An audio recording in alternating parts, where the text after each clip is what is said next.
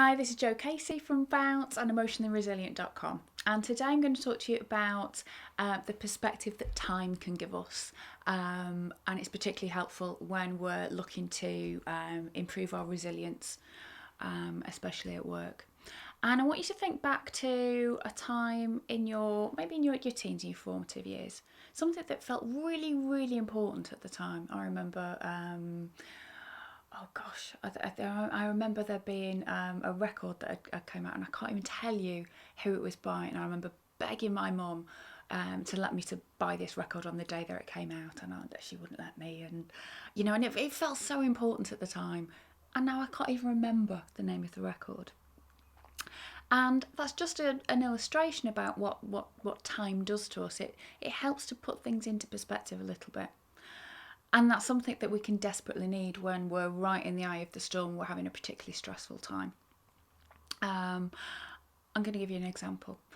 About a year ago, I was due to deliver a training course to a client that I've delivered courses to before. It was an afternoon course, and my daughter, who normally goes to nursery, was ill that morning, and the nursery rang almost as soon as I'd kind of turned around and driven away to say to come back and get her. Now, I didn't stress too much about it. I tried to ring my husband, but he wasn't available. My parents lived about an hour's drive away, so I rang my parents-in-law and spoke to my father-in-law. He said that he thought that it would probably be okay for them to have my daughter, but his wife was out shopping, my mum-in-law was out shopping, and she'll call me as soon as she gets in. And about an hour or so went by which point I'm starting to think, I'm not sure if this is cutting a bit fine here. So I rang him again, and she wasn't back from shopping. It turns out that she'd gone into the city centre for the shopping, and maybe she wasn't going to be back in time. Well, by that point, my options had started to get really, really narrow. It was too late to get my parents to come over. I still couldn't get hold of my husband. By this point, I'm ringing around, neighbours and friends, and I'm really starting to get anxious about the fact that am I going to be able to find somebody to look after my daughter while I do this training course?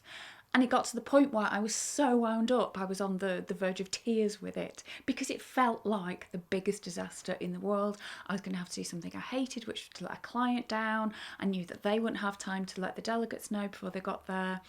And in the end, that's what I had to do. I had to ring and I had to explain the situation.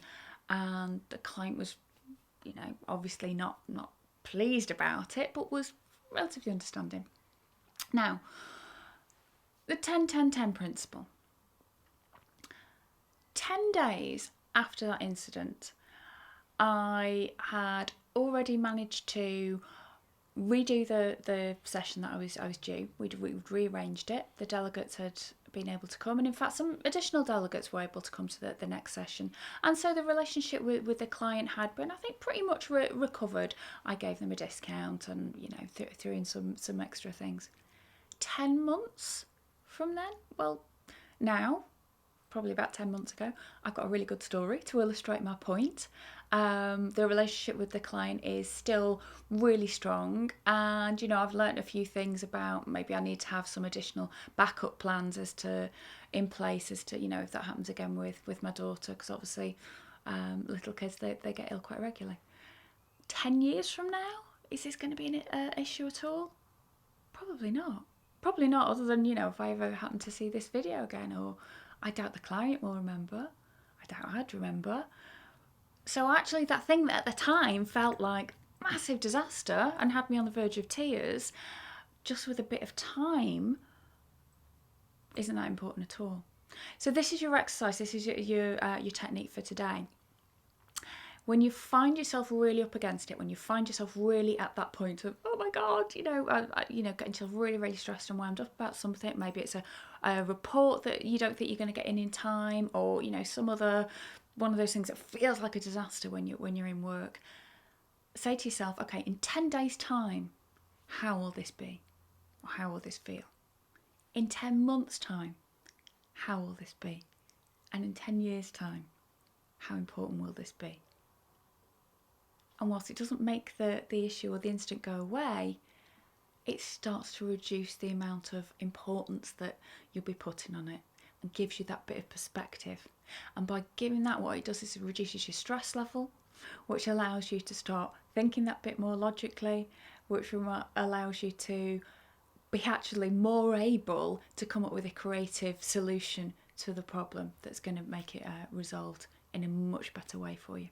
So that's your technique for today, the 10-10-10 technique. 10 days, 10 months, 10 years, how important is it going to be? For more tips and things like this, go to emotionallyresilient.com and I'll see you soon. Bye.